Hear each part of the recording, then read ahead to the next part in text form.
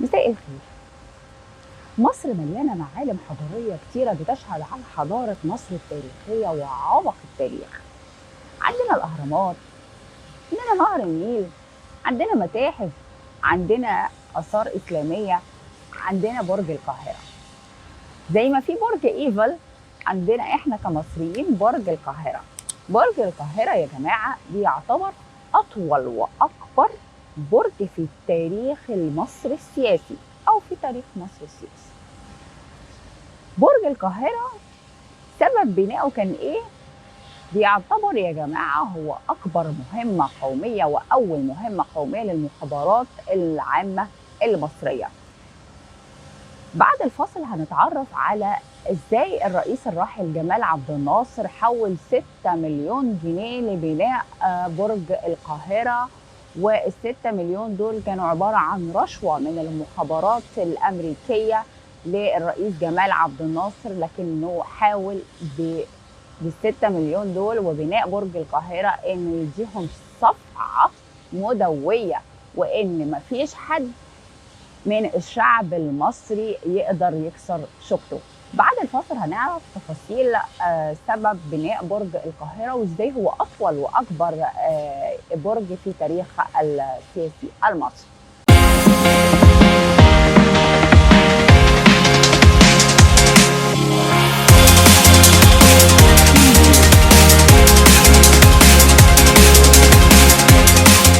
أهلا بكم مرة تانية. برج القاهرة يا جماعة بيعتبر درس لكل من تسول له نفسه انه يفتكر ان المصريين حد ممكن يقدر يشتريهم او يغريهم بالفلوس علشان يتخلوا عن مبادئهم. ده امر مفروغ منه، ما فيش حد يقدر يقدر يكسر شوكة المصريين. الحقيقة ومحدش يقدر ابدا يكسر مصر ويكسر دورها التاريخي والقومي في المنطقة العربية، وانها تحيد تماما عن موقفها العربي تجاه القضايا العربية علشان مصلحتها او علشان استمرار الحكم. ده امر مفروغ منه. الحقيقة أعزائي المشاهدين هنتكلم النهاردة عن قصة بناء برج القاهرة وإزاي كان أطول وأكبر برج في التاريخ السياسي المصري، وإزاي الرئيس جمال عبد الناصر حول 6 مليون جنيه لبناء هذا البرج، وبتعتبر صفعة مدوية للمخابرات الأمريكية. أولا يا جماعة قصة البرج بتبدأ بأن محاولة من المخابرات الأمريكية علشان تخترق فيها الذمة المالية للرئيس جمال عبد الناصر. في سنة 1955 تلقى الرئيس جمال عبد الناصر من مستشاره حسن التهامي تقرير بشأن زيارة الرئيس جمال عبد الناصر الأخيرة للولايات المتحدة الأمريكية بناء على دعوة من السفير الأمريكي لمقابلة بعض الشخصيات السياسية المهمة في واشنطن.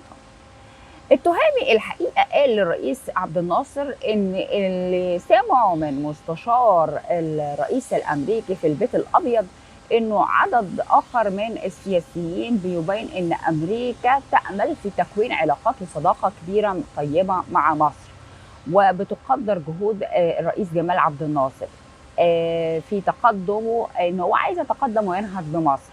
في نفس الوقت يا جماعه كان في ورد في التقرير ان مستشار الرئيس الامريكي قال ان امريكا ترى ان مواقف التدعيم والمسانده السياسيه وغير السياسيه اللي بتتبناها مصر تجاه حركات التحرر في بعض دول الشرق الاوسط وخاصه في شمال افريقيا كالجزائر وعدد آخر من الدول الإفريقية.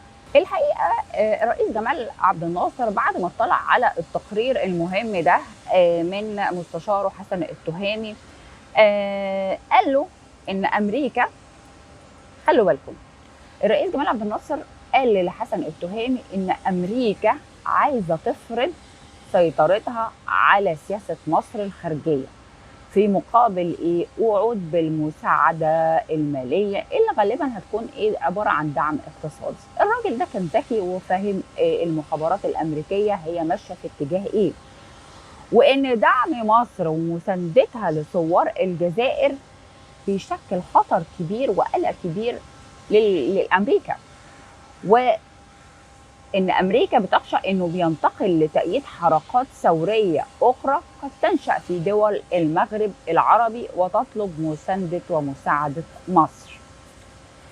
دي الحقيقة اللي قاله الرئيس جمال عبد الناصر، اللي كان مليان فطنة وذكاء وقوة ملاحظة. قال له أمريكا من الآخر عايزة تكسر شوكة مصر وتحطها تحت باطها.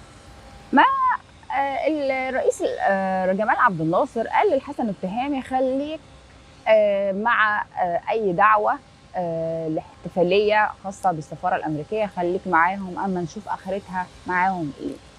الحقيقة فات كام يوم على الحوار ده ما بين حسن التهامي والرئيس جمال عبد الناصر، وبعدين حسن التهامي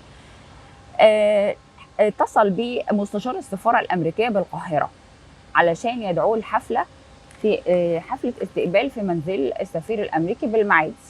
رحب التهامي جدا بالدعوة وشارك في الحفلة، حضر فيها عدد كبير جدا من الكونجرس، أعضاء الكونجرس الأمريكي. وخلال الحفلة استقبل مايلز كوبلين كبير ضباط المخابرات الأمريكية في منطقة الشرق الأوسط.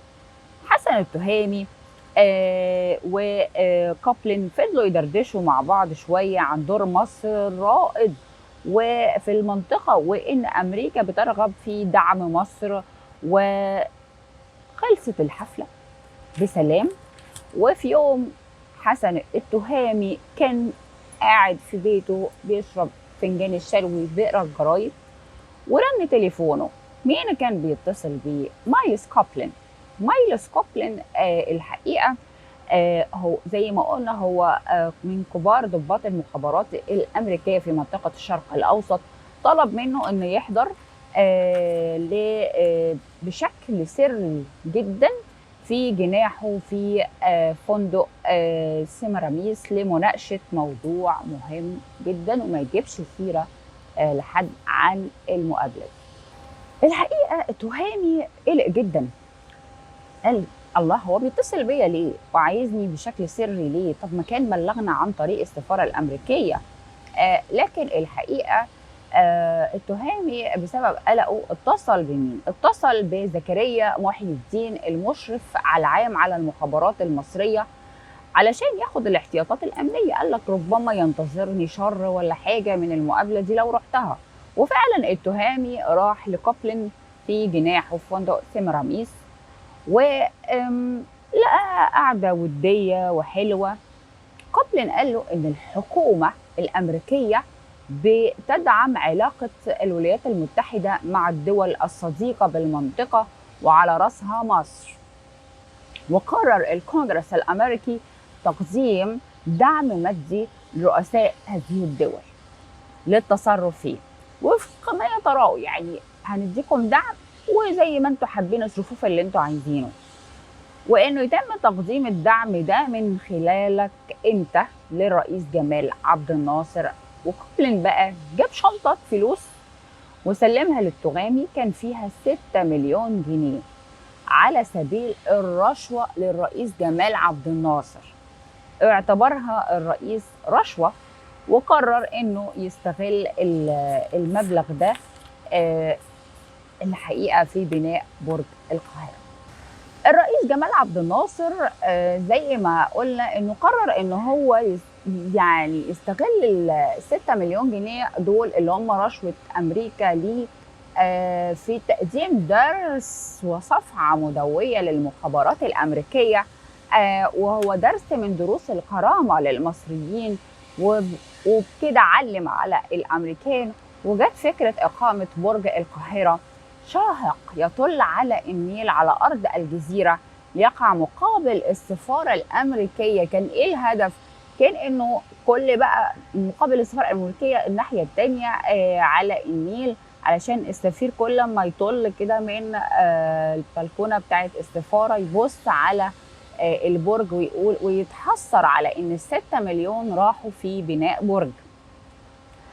الحقيقة وبكده تكون الرسالة وصلت لأمريكا. اللي بنى البرج الحقيقة بناه يهودي، مهندس يهودي مصري، نعوم شبيب. كان مقاول ومهندس مصري يهودي مشهور في مصر، واتبنى في من 1956 ل 1961 في مصر. بيعلو يعني على 12 طابق. تم تشييد البرج ليكون أطول من الهرم الأكبر ب 42 متر. احنا ليه كنا بنقول ان برج القاهرة هو أطول وأكبر برج في تاريخ السياسي المصري؟ لأنه هو أكبر وأطول كلمة لأ من الرئيس جمال عبد الناصر للمخابرات الأمريكية والصفعة المدوية زي ما احنا بنقول. الحقيقه نعوم شبيب لما الرئيس جمال عبد الناصر قال له انت هتبنيه ارتفاع قد ايه، قال له ما تقلقش يا ريس انا هبنيه اعلى من الاهرامات. الرئيس جمال عبد الناصر طبطب على كتفه وضحك، وبالفعل نعوم شبيب كان زي ما قلنا انه بيعتبر من المقاول ومهندس مصري مشهور جدا، ولكنه كان يهودي، ولكن ليه الحقيقه اعمال كبيره جدا هندسيه ومعماريه في حضاره مصر التاريخيه. تم تشييد البرج علشان يكون اطول من الهرم الاكبر ب 42 متر، ويصل ارتفاعه 1187 متر، وبيتكون من 16 طابق يقف على قاعده من احجار الجرانيت الاسواني، ودي الاحجار اللي كانوا بيستخدموها المصريين القدماء في بناء معابدهم ومقابرهم. دي كانت قصة النهاردة، ودي كانت حكاية بناء برج القاهرة. والتاريخ شهد على بناء برج القاهرة، ويعتبر بناؤه صفعة مدوية من الرئيس جمال عبد الناصر والمصريين للمخابرات الأمريكية. أعزائي المشاهدين، بشكركم وأشوفكم في حلقة جديدة.